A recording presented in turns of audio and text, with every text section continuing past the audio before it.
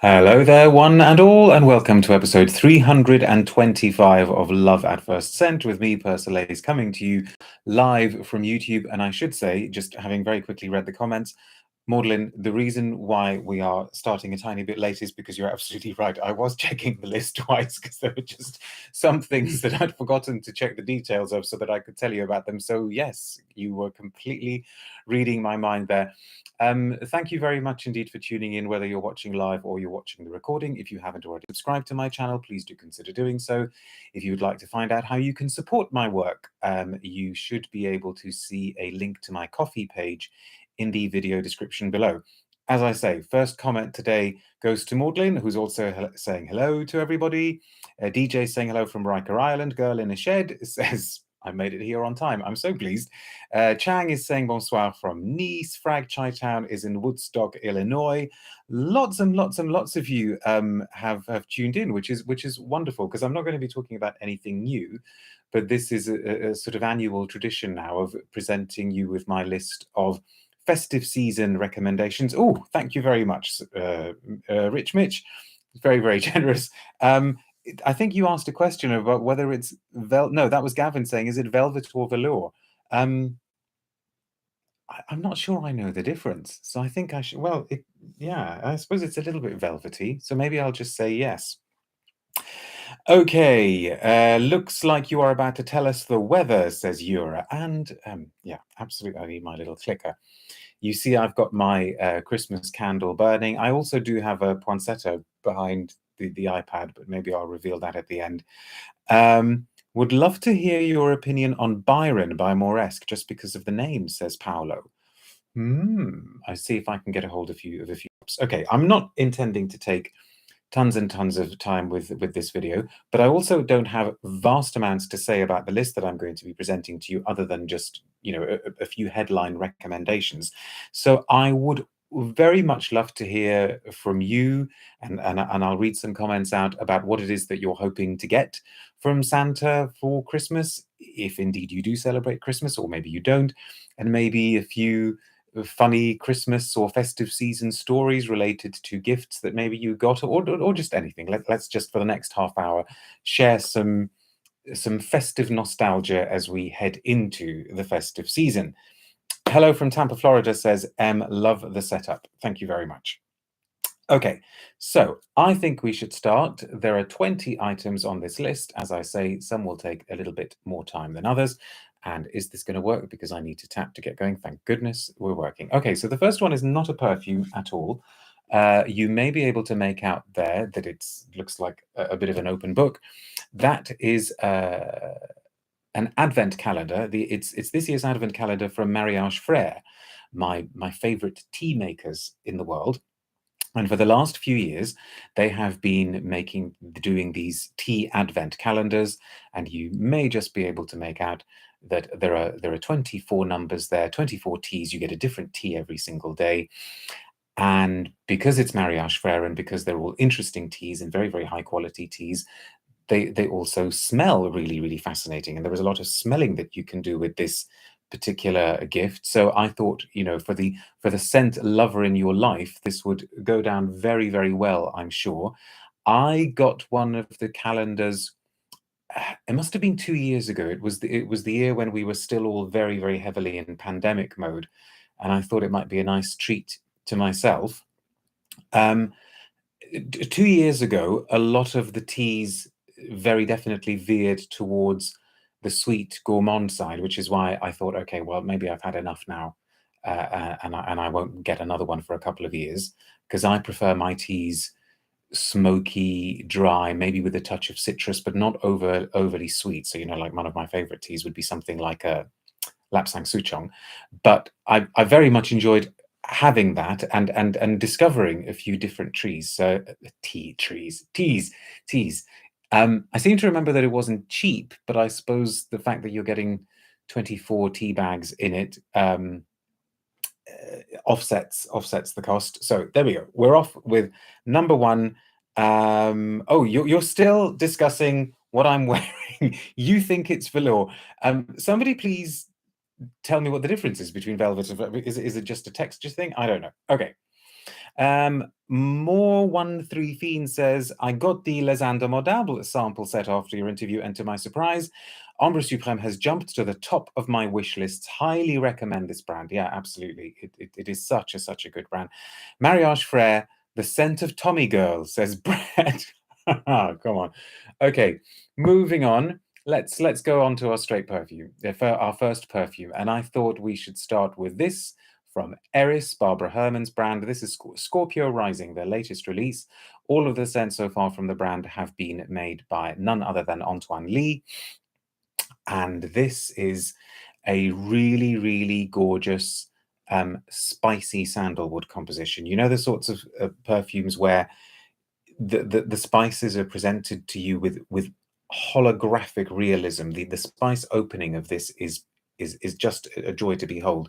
The sandalwood towards the end relies quite heavily on the synthetic sandalwood material called Javanol, and so whether you like this scent or not will depend on how you respond to Javanol, but it's well worth checking out, and it's full of the sort of warmth that you may want to wear during the festive season.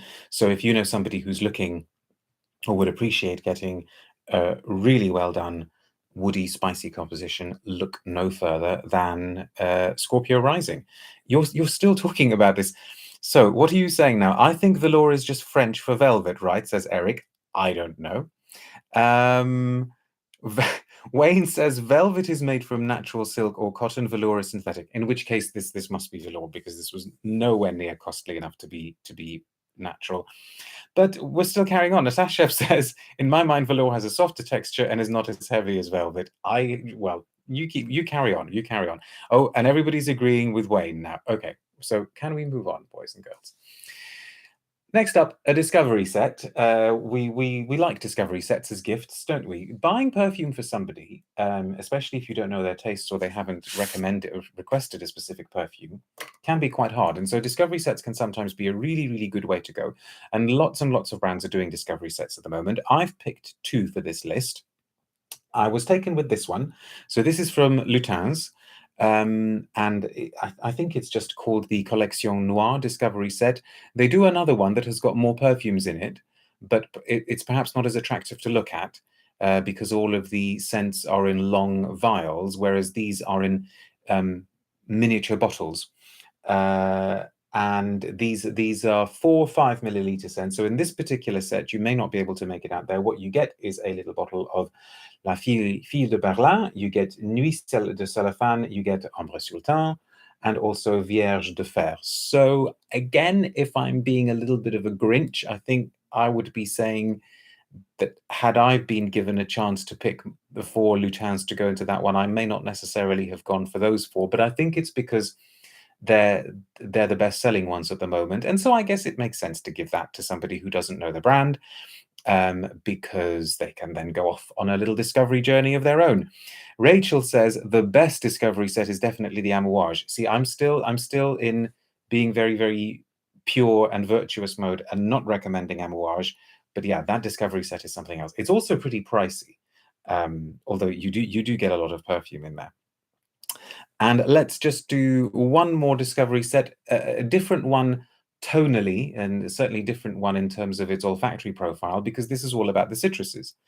This is the Acqua di Parma Blue Mediterraneo set. You get 5 of the blue perfumes, and in this one, you get Arancia di Capri, Bergamotto di Calabria, Fico di Amalfi, Mito di Panarea, and Mandorlo di Sicilia. No room, it would appear, for my favorite, for Chinotto di Liguria.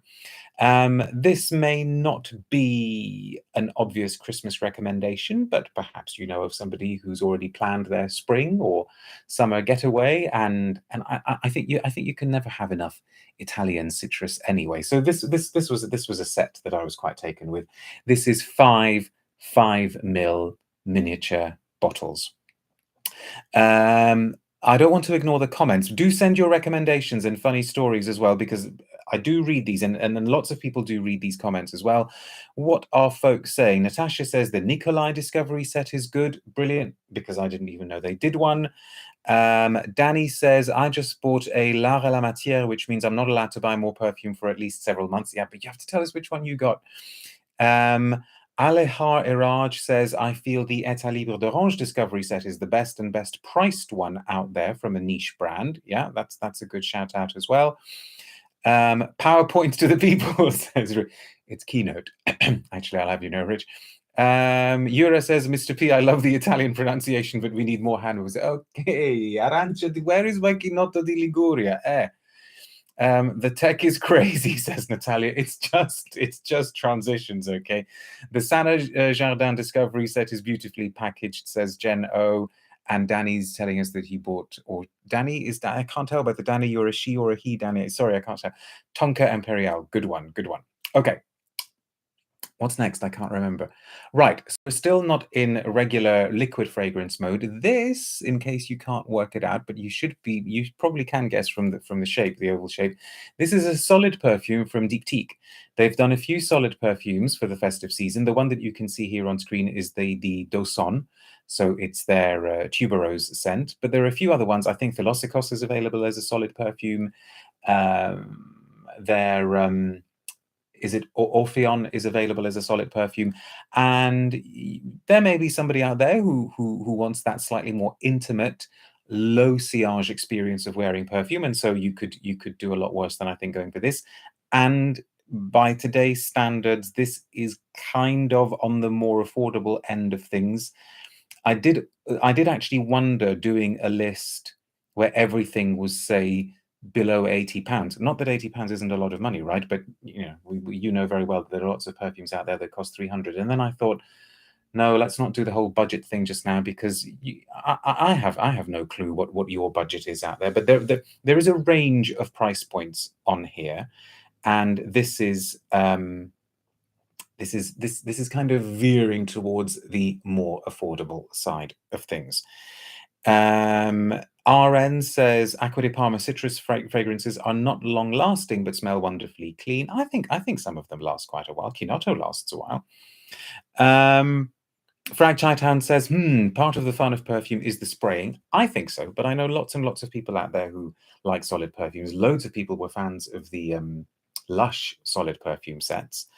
DJ says, give the missus a Hitachi for Christmas. I have no idea what that reference is to now. Ghost of Josephine Baker says, what do you think of Noël au Balcon by État Libre for Christmas? I haven't smelled that for the longest time. Really, really long time.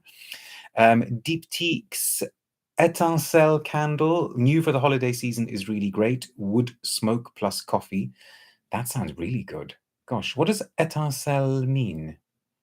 Because I don't know. Somebody explain to us. SMC says, good afternoon from NYC. Treated myself to the Diptyque Advent calendar this year. Ooh, good for you. So you're not far away from opening the first one. Okay. And I think the next one, no, okay. So we've got to have some candles. The Ostens Jasmine candle.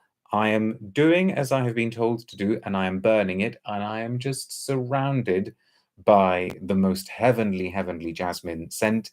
I think this is easily kind of going to go down as my favorite candle of the year. It is just jasmine perfection, but the rose is very, very attractive too, and so is the cashmere velvet. But if you know somebody who would be transported into ecstasies by the scent of jasmine, you need to get the jasmine candle from Ostens. Oh, and people are telling me that étincelle means spark. That's a good one. Good name. And this trio of candles from Penhaligons is quite attractive, because you don't often think of candles as coming in sets, but I think doing sets of candles is a nice idea. They call this one their Nomad set. As you can see, it's 3 candles, so you get a small candle of their Maduro leaf, their Roanoke ivy, and their Comoros pearl.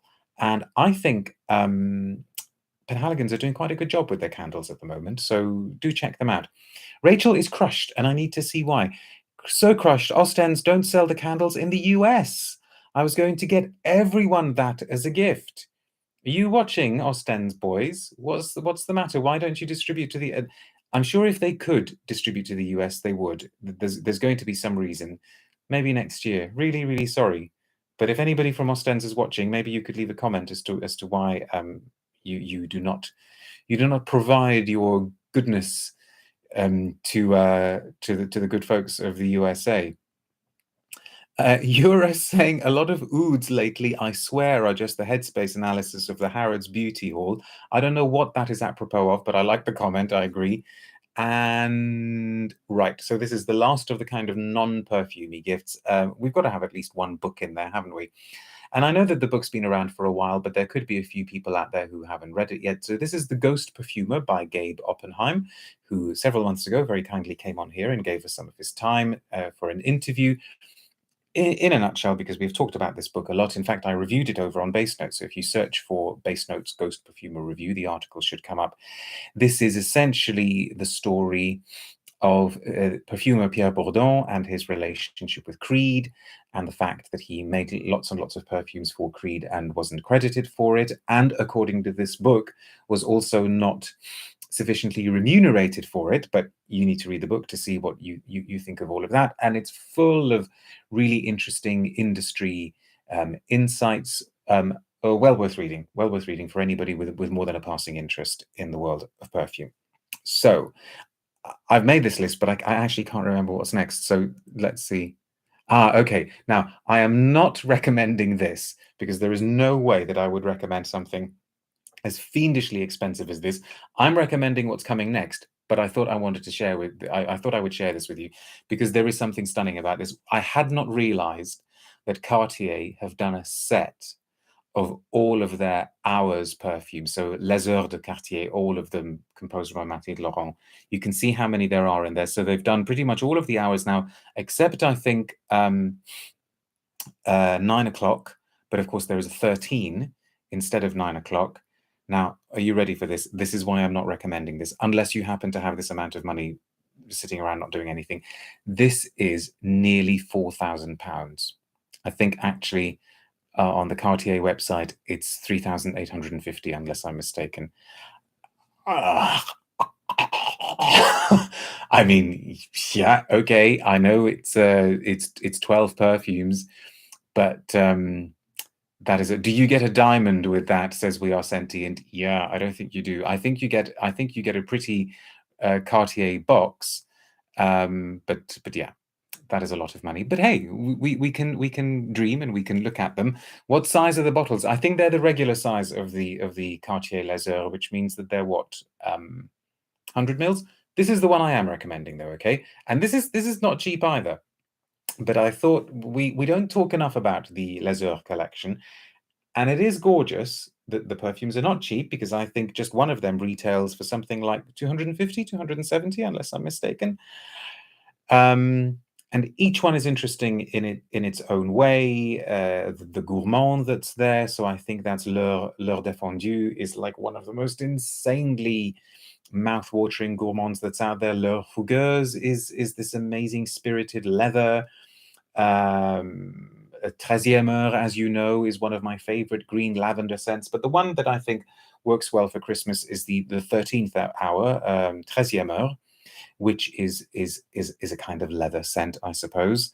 And it's only 270 or whatever it was pounds. So yeah, let's all start saving up for that £3,800 set.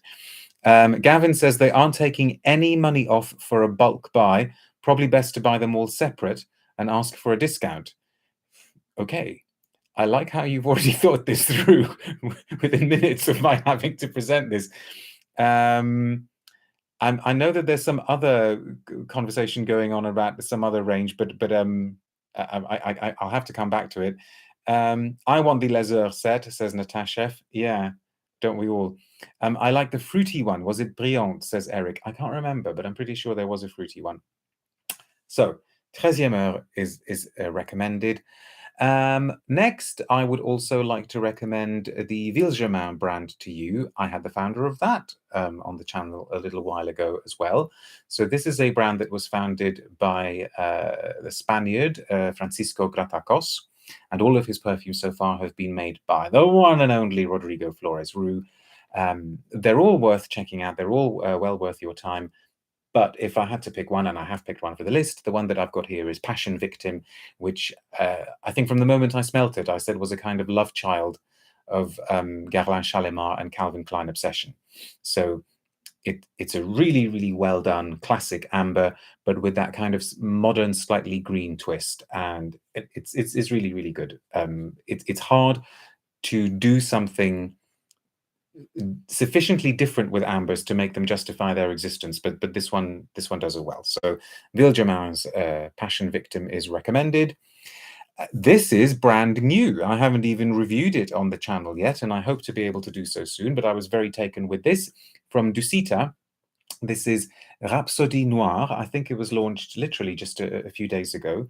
And this is the brand's take on things like Mugler's Be Men and maybe a hint of Eau Noire from Dior. It's got that very, very warm, wintry, fuzzy, leathery, licorice, velvety, coffee feel. Really, really attractive.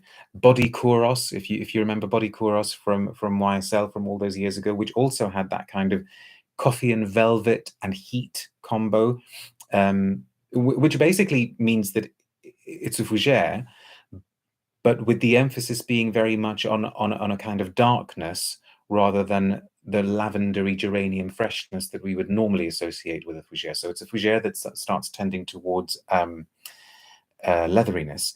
Eric says, did you see Oud Infini has been discontinued? No. And well, God, that's the same. That was an oud and a half, wasn't it? No, I didn't know that.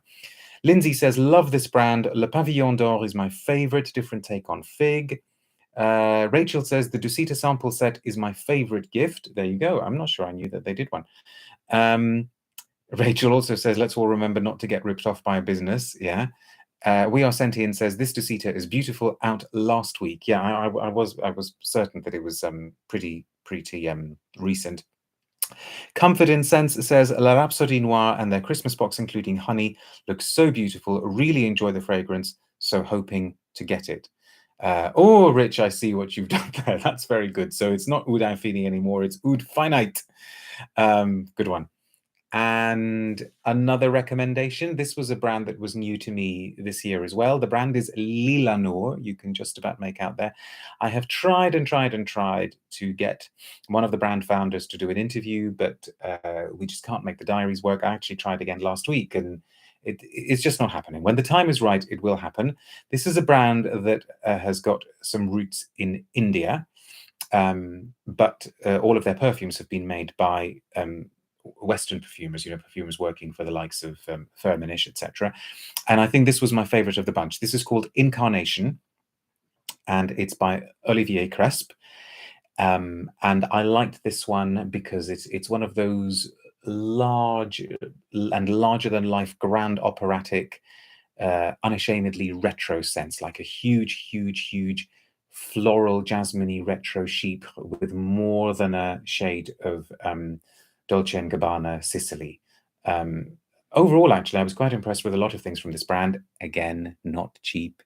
I think they're Harrods exclusives in the UK, or at least they were last time I checked. But this was a good one. So if you want a kind of splash out type buy, again, I would recommend this one. As Rachel says, the jasmine is so lovely. Yeah, I seem to remember the jasmine being good as well.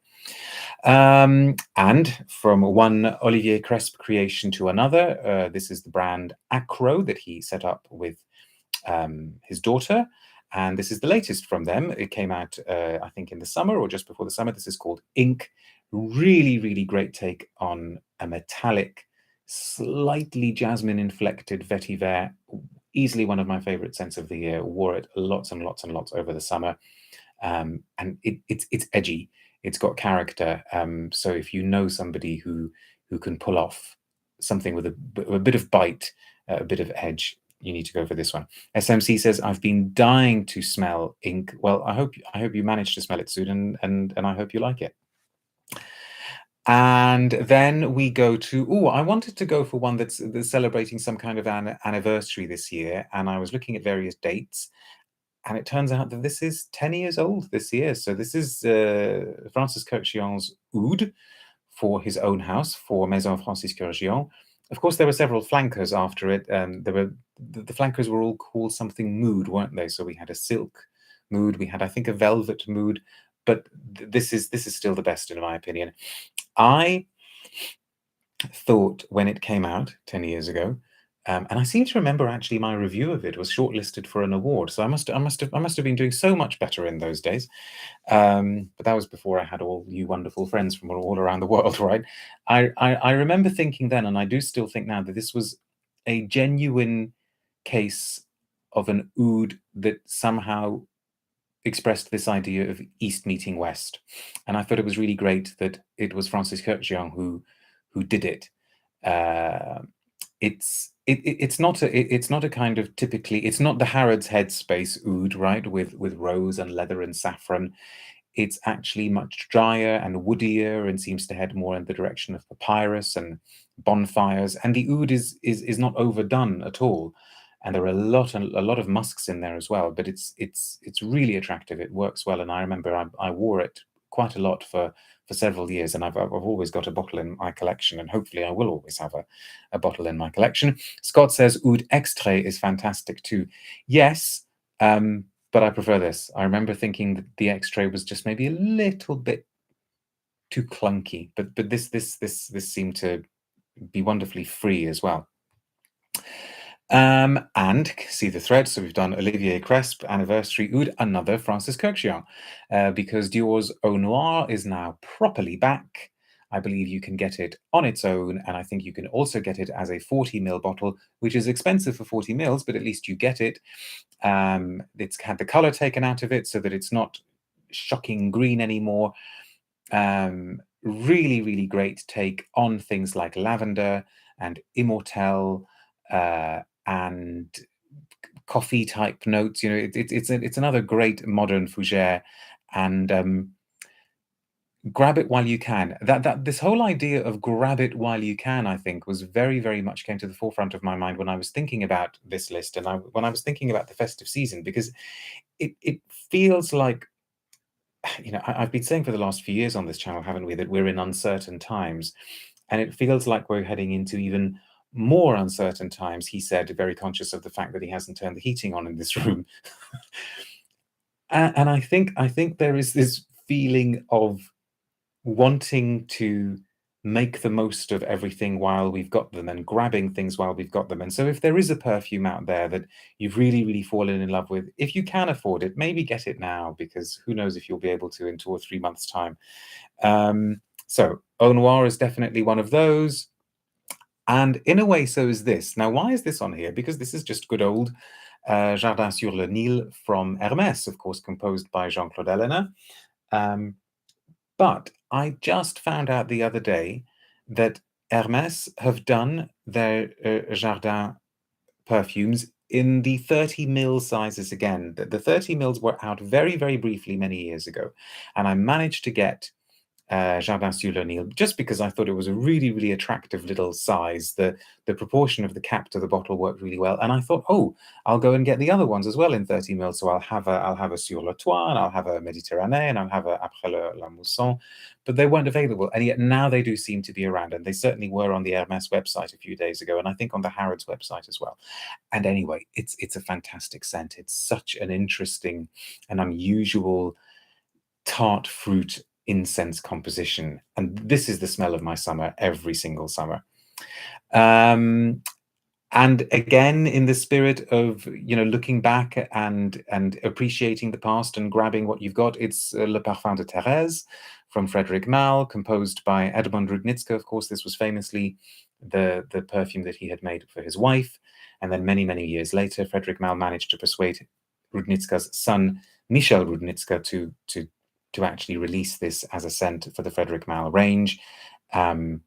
It's very Edmond Rudnitska in that it's a kind of melony, slightly vegetal, jasmine-y, floral chypre, but that doesn't really tell you what it smells like. It's just pure class, pure sophistication. And it was on my mind because I smelt it on somebody a few weeks ago, and I just thought, oh, how wonderful that there are people out there who appreciate how gorgeous this is and are wearing it. Moving on, we are nearly done. Again, another classic, because I love these classics. This is from 1953, Estee Lauder's Youth Dew. I'm sure Lauder have done it in some kind of set. This was the American take on great, big, huge, balsamic, resinous, ambery scents. And if you don't fancy the idea of wearing it as a perfume, just get yourself the bath oil, because the bath oil is something that's the bath oil basically becomes like a home scent. You just put a few drops in the bath, and you know, the entire space of your house is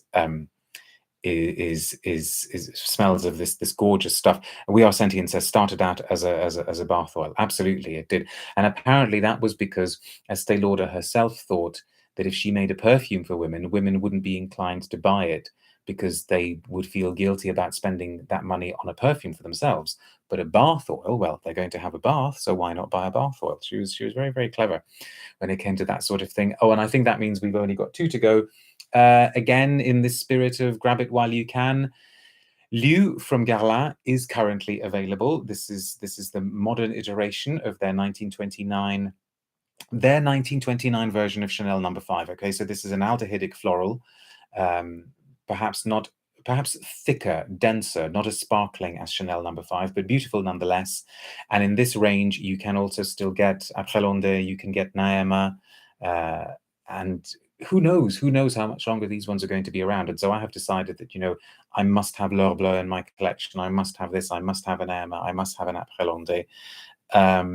Nikki says, love Youth Dew. It gets me almost sleepy. It's very, very, very intoxicating, isn't it? And intoxicating soporific. And then finally, because you couldn't have a Christmas list without a Chanel, last year we had Chanel No. 5 celebrating a 100-year anniversary. And this year I thought, let's bring us bang up to date with the Sycamore Extrait, which I reviewed the other day. Very, very quickly, Sycamore we in modern times know of as an EDT, and then a few years later we got the EDP, and then a few months ago we got the Extrait, a really gorgeous vetiver scent. And this one is the sweetest of the lot. It's the most overtly feminine of the lot. And so even though you do get a very, very, very strong vetiver that does start verging towards swampiness towards the end, it's also got this great powdery vanilla note. And so we are done. So let me just try and move this aside so that at least you can see the poinsettia. There you go. So now we have got poinsettia and beautiful Ostens candle, which means, oh, better not set the poinsettia on fire, which means that the festive season is definitely on its way.